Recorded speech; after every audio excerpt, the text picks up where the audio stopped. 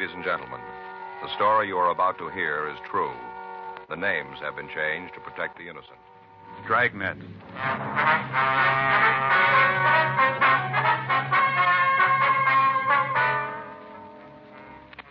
You're a detective sergeant. You're assigned to robbery detail. You get a call from an informant telling you that 3 known gangsters have moved into your city. You don't know who they are or why they're in Los Angeles. Your job, check them out.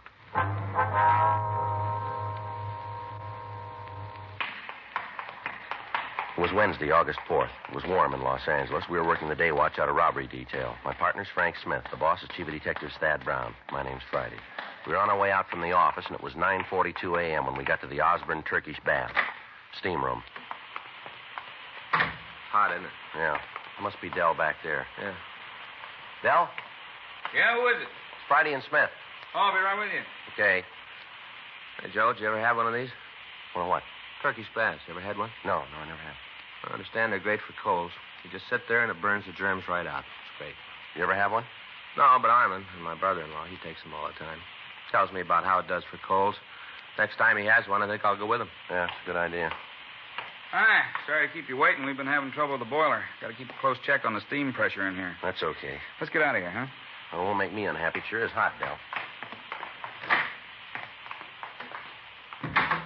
Go on upstairs. We can talk there. Okay.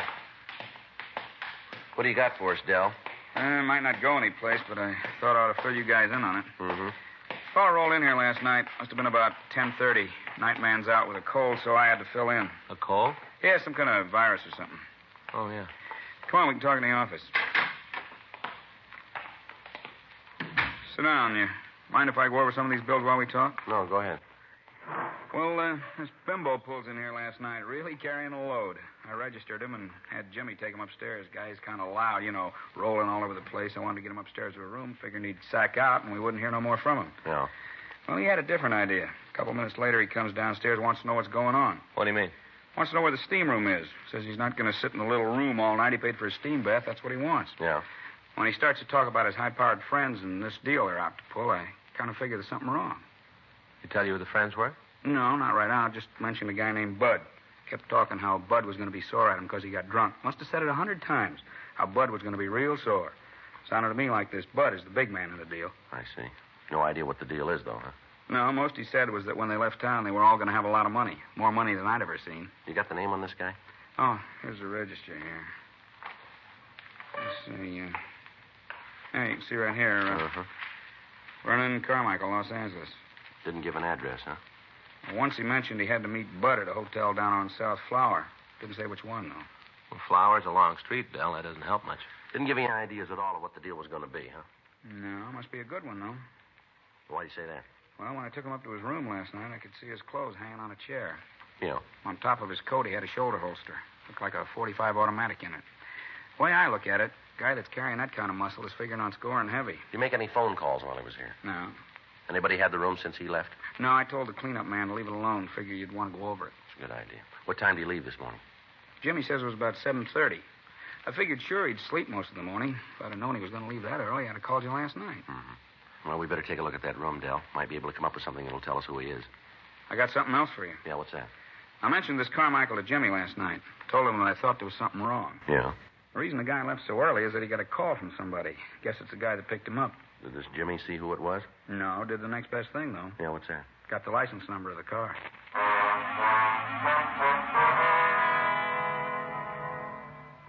10:15 a.m. We got in touch with Leighton Prince, and Harlan Stahl sent a crew out to go over the room. Frank put in a call to the record bureau, and he had the name Vernon Carmichael checked. There was no record on anyone answering the description that we'd gotten from the manager of the Turkish Bath. In addition, a radiogram was sent to the Department of Motor Vehicles in Pennsylvania, asking for all available information on the owner of the car bearing the license number that we'd been given. 11:30 a.m. Harlan Stahl's crew finished checking the room, and they told us that they'd been able to lift a complete set of clean fingerprints from a water glass. They were photographed and classified. In checking our files, there was no record of the prints. They were forwarded to George Breton up at Sacramento to CII and to the FBI in Washington, D.C. 2 days passed. On Friday, August 6th, we got the word from DMV in Pennsylvania that the car was registered to a Howard Nielsen. The radiogram also gave us a description of the car and the registered owner's address in Pittsburgh. On receipt of this information, we got in touch with the police department in Pittsburgh and found that Howard Bud Nielsen had a misdemeanor record. Late Friday afternoon, the kickback from Washington, D.C. arrived with the information that the fingerprints found in the room at the Turkish Bath were those of Vernon Carmichael. His record listed arrests for petty theft and robbery in Pennsylvania. He'd been brought to trial, but he'd been acquitted. Both men were well known to the police department in Pittsburgh as hoodlums. On Saturday morning, the mugshots of both Nielsen and Carmichael arrived. 10:15 a.m.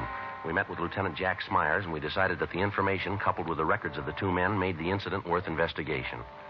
The mugshots of the pair were copied, and a canvass of the hotels on South Flower Street was started in an attempt to find the residence of the suspects. The search went on for another 2 days without results. Monday, August 9th, 11:47 a.m. Frank and I got back to the office from communications. You know, we're going to feel pretty silly if Carmichael and Nielsen are already back there. Yeah, I know. It's beginning to look like the tip from Dell about the hotel on Flower was off, huh? Yeah. Still a lot of places to check, though. Friday? Yeah. We got it for you. What? Carmichael and Nielsen. We found the hotel.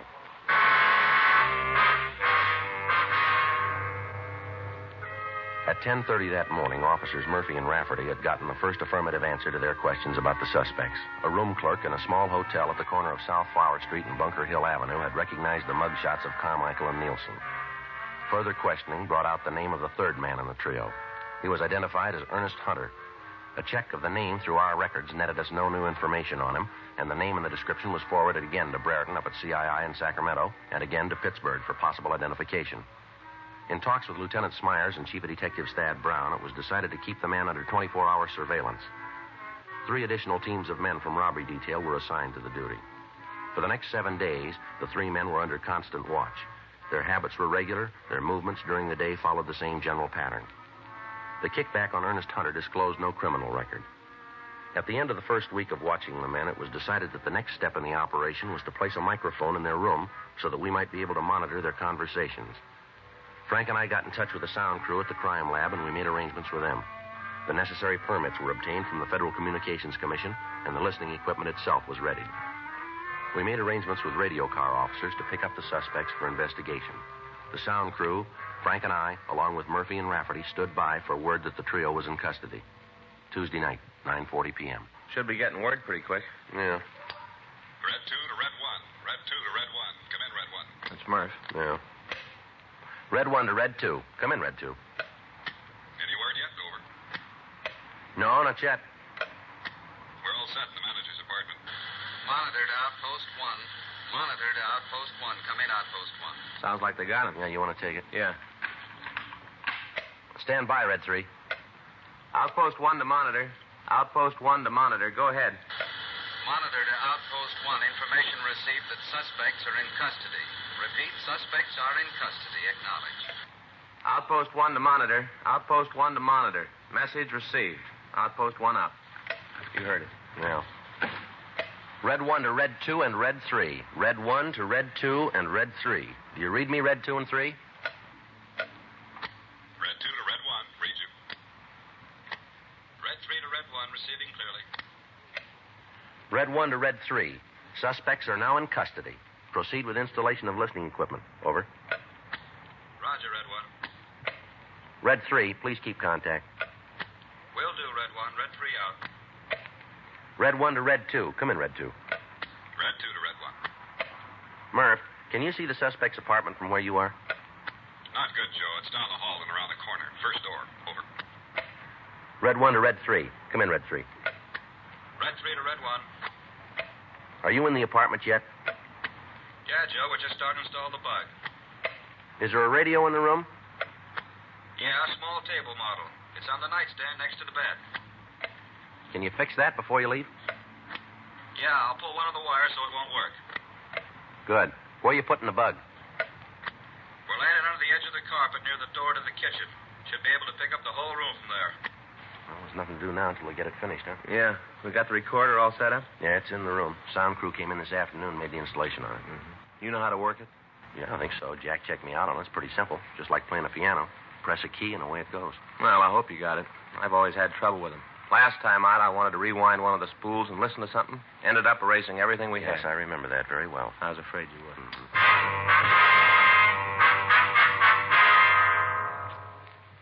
11:15 p.m. The installation of the listening equipment was completed, and Frank and I, along with Officer Pat Murphy, took up our positions in the room we intended to use as a monitoring post.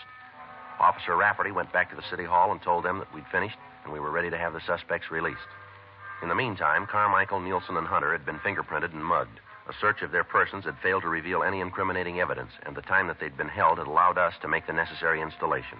After the trio had been released, we received information that they were proceeding toward the hotel. Frank, Murphy, and I waited for them at the monitor post to come into their room. 12:35 a.m. That's them. Get the recorder, huh? Right. You want to take care of the log, Frank? Yeah. See, it's 12:36 a.m. That's it. Lousy deal, boy. Just wanted to ask us some questions, that's all. That's what you think. They had a reason. You're so smart, you tell me why. Ah, shut up. Will you, Carmichael? You weren't such a big man when he started asking you the questions. You all the time saying how he was going to tell them all. Why don't you shut your Probably mouth? when you got tanked up in that Turkish bath, that's probably what tipped him. What tip? A couple of uniformed cops stop us on a routine investigation. They got nothing. Anything on us, you think you'll let us go? Well, do you? You think you'll let us go? Oh, why don't you dry up? Hunter, Yeah? turn on the radio, will you? Get some music. Yeah.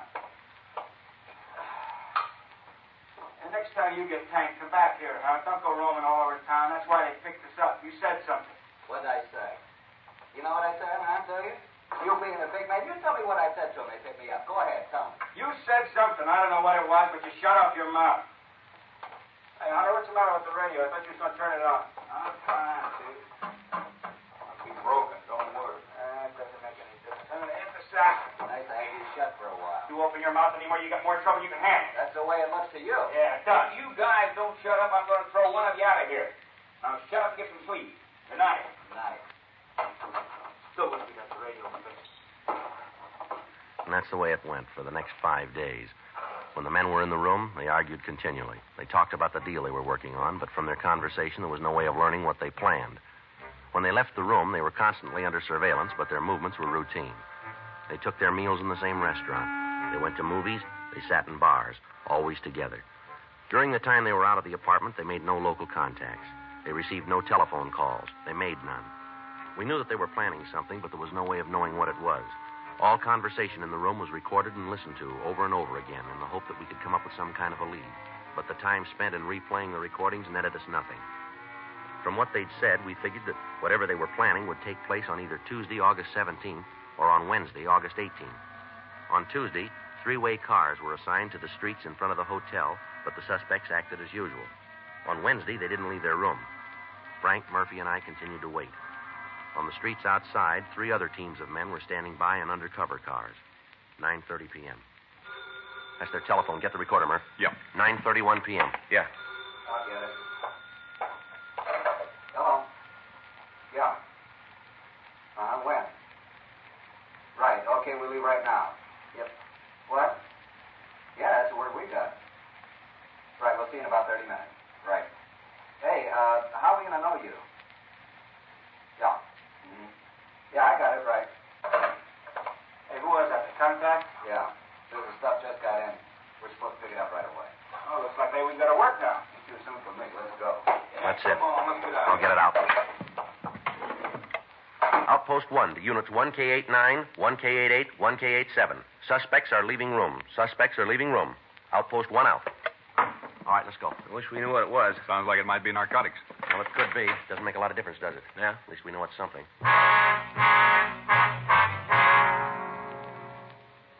By the time we got to the street, the suspects were getting into their car and pulling away from the curb. Frank, Murphy, and I got to our car and followed them. They drove down South Flower to the corner of Palm Drive and turned left. 3 blocks further, they pulled into a gas station and apparently asked directions. They turned south on Broadway and drove about a mile. At Santa Barbara Avenue, they turned left again and drove 3 blocks. They stopped and parked the car in front of a small bar. We informed the other units of the activity and asked them to stand by in the area. Carmichael got out of the car and entered the bar. Murphy left us and entered the bar after him. Carmichael returned in a few minutes with another man. The 2 of them got back into the car and they talked. At the end of that time, all 4 of the men got out of the automobile and then they entered the bar. Shortly after that, Carmichael, Nielsen, and Hunter walked out of the place. Carmichael was carrying a small package wrapped in plain brown paper and tied with a string. The 4th man wasn't with him. Frank and I got out of our car and approached the men as they stood talking. All right, hold it up, police officers. Over there. Put your hands up on that wall. What's going on? Get your hands up there. Frank, you want to check in the package? Yeah. Keep your hands on that wall. Lousy deal. I hope you're happy, Carmichael. I hope you're real happy. What are you talking about? I've got to lay this one to you. You really took care of this. Stand still and keep quiet. How about it, Frank? I don't know. What do you mean? Where's money? $20 bills. Must be $15,000, $20,000 worth. Queer? As far as I can tell, it's good. Where's that put us? Well, there's $20,000 here. Yeah. Let's find out where they got it.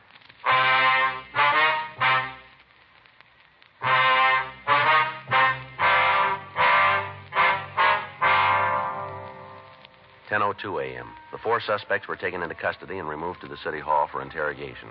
We got in touch with the Secret Service and asked them to come over to the office to check on the currency. The agent arrived and, after looking at the money, pointed out several minute mistakes that had been made in the engraving of the plates. He went on to explain, however, that this particular printing was one of the best that he'd ever seen. He told us that the paper used in the bills would be analyzed and that we'd receive copies of the reports as soon as they were finished. 12:14 a.m. While Murphy, Rafferty, and the Secret Service man questioned Nielsen in the interrogation room, Frank and I talked to Carmichael in the squad room. We questioned him for about an hour, but he refused to say anything that would help us get a lead to the source of the counterfeit. 1:30 a.m. How long you figure you can keep this up, Carmichael? I don't know what you're talking Oh, about. now, come off it. We're getting tired of playing kid games here. We want to know where the queer came from now. Who says it's queer? Guy that printed it was pretty sloppy, made a lot of mistakes. Joe? Yummer. See you a minute? Yeah. Be right back. Yeah. How you doing? Nothing. Nielsen won't say a word. Gives it to us that he didn't know what was going on. Says he just went out there to pick up a package. They say who they were running the errand for? Well, tells it just he went along for the ride. The whole thing was Carmichael's idea. Mm-hmm. We thought maybe we'd go to work on Hunter, see what we can get from him. Okay. You going to stick with Carmichael? Yeah, I guess so. From what we heard in the room, if there's going to be a break, I got a hunch it's going to come from him. Okay. You got anything, let us know, huh? Right away. Oh, the big man's back again. Your friend there tell you all about it? No, but yours did. Nielsen just laid the whole thing in your lap. You're kidding. You want to talk to him? What'd he say? The way he tells it, he was just along for the ride. You're the big wheel in the whole thing. He said that? I said you could talk to him if you want to. Well, he ain't going to make it. He ain't going to lay it on me. You want to tell us your side of it? Yeah, I'll tell you the way it happened. That lousy bum. How do you like that, him saying I'm the wheel? I'll tell you. All right, now where'd the queer come from? I don't know. I thought you were going to tell us. I'm doing that. I really don't know where it came from. You turn up with $20,000 in $20 bills, and you ask us to believe that you don't know where it was printed. I'm not asking you anything. I'm telling you what I know. That's it. Well, tell us about your part. Nielsen, Hunter, and me were approached in Pittsburgh. By who? I don't know. We're going that way again, huh? All right, so you don't believe me. That's the way it happened. The guy who approached you just walked up and said, here's $20,000, just like that, huh? No, the deal was that Nielsen, Hunter, and me were supposed to come out here. We were supposed to check into a hotel and wait for a call. Guy who called us would have the queer. He'd turn it over to us and we'd pass it. You bought the counterfeit? Yeah. What'd you pay for it? 2.5. For $20? Yeah, 2.5 for 20. You paid the other man we picked up? Yeah, we gave him $2,500. You ever seen the man before? What? The man you bought the queer from. Do you know him? No, never saw him before. He's not the man who made the original contact in Pittsburgh. No, a guy back east was an old man. How old? I don't know, maybe 55, 60, around in there. Not the fellow you met tonight. I told you that before. It's not the same man. Hear him use a name of any kind? No. He said just to call him Pop, that's all. Pop. Give us a description of this man, Pop. What's in it for me? Well, what do you got now? Nothing. All right, it'll stay that way. You're in big trouble, Carmichael. If you're smart at all, you're going to cop out to the whole thing and cooperate with us. That lousy Nielsen, him all the time yelling about how it was all set, all the time saying we had it made. Sure, I'll go with you. I just want to see Nielsen get his, that's all. Just want to see him get his. We're going to want you to look at some pictures, too. I told you I'd go the route. You just tell me what you want to know. If I got the answer, so have you. All right. What'd he tell you? What? That lousy Nielsen. What'd he tell you about how it happened? He tell you the way I did? He tell it that way? Pretty much, yeah. Sure, that's the way it happened. Can't be told any other way. Yeah, well, Nielsen might give you an argument there.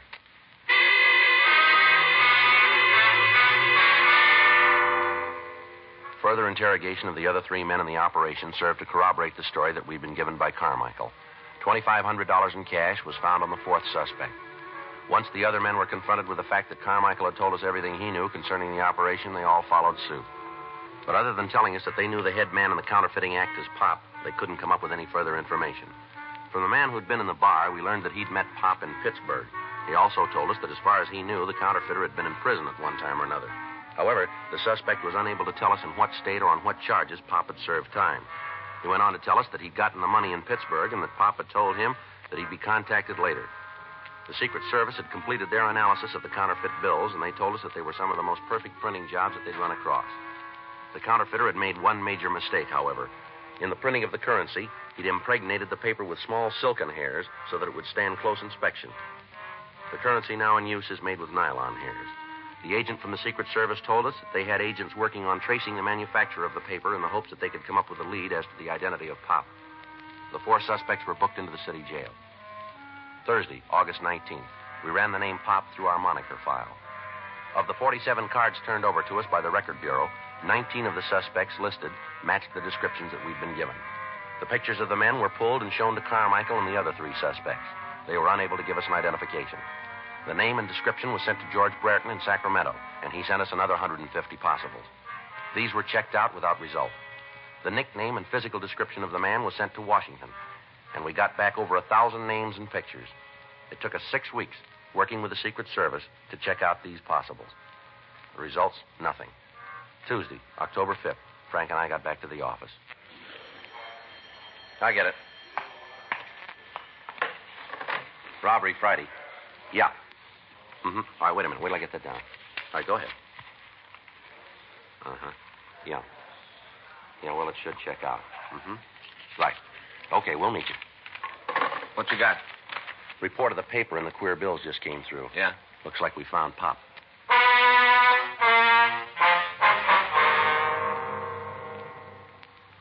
In checking the manufacturers of paper similar to that used in the counterfeit $20 bills, the Secret Service had come up with the name of a small print shop in the eastern section of Los Angeles. The paper used was of an unusual type, and there were not many orders for it. This particular shop had ordered large quantities of it in the past and was continuing to use it. In checking out the name of the man on the order blanks, the Secret Service had found that he'd been convicted of robbery and had served a term in the federal penitentiary in Atlanta. He'd been released and had come to California and opened a small print shop. We spent the next 2 days checking the suspect out. His name was given as Stanley Jackson, age 47. For the next week, the print shop and Jackson himself were kept under constant surveillance. On Thursday, October 14th, at 11:50 p.m., the suspect was followed to his print shop. I'll cover the front of the shop, Joe. Right, Murph. Come on, Frank. Yeah.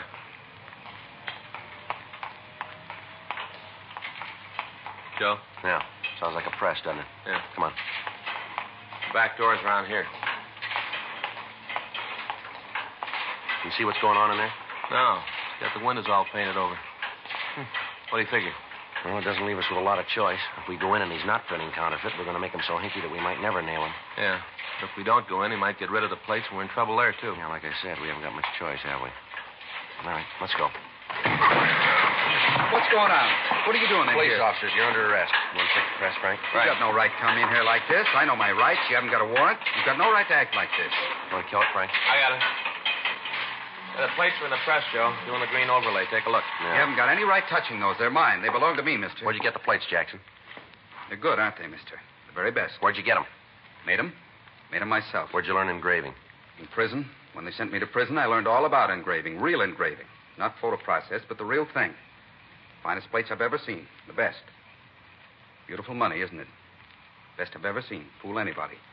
Did it all myself. Pass it anywhere. Fool anybody, anywhere. Yeah. Just look at it, mister. That's a genuine article, isn't it?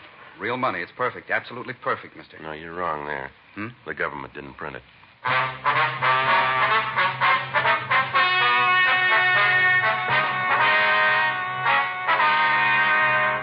Vernon Alex Carmichael, Howard Raymond Nielsen, Ernest Richard Hunter, Philip Roger Harger, and Stanley Norman Jackson were tried and convicted of violation of Title 18, U.S. Code, Section 474, printing and issuing counterfeit money. Violation of this title is punishable by a fine of $5,000 and imprisonment in a federal penitentiary for a period not to exceed 15 years. You have just heard Dragnet, the authentic story of your police force in action, and starring Jack Webb, a presentation of the United States Armed Forces Radio Service.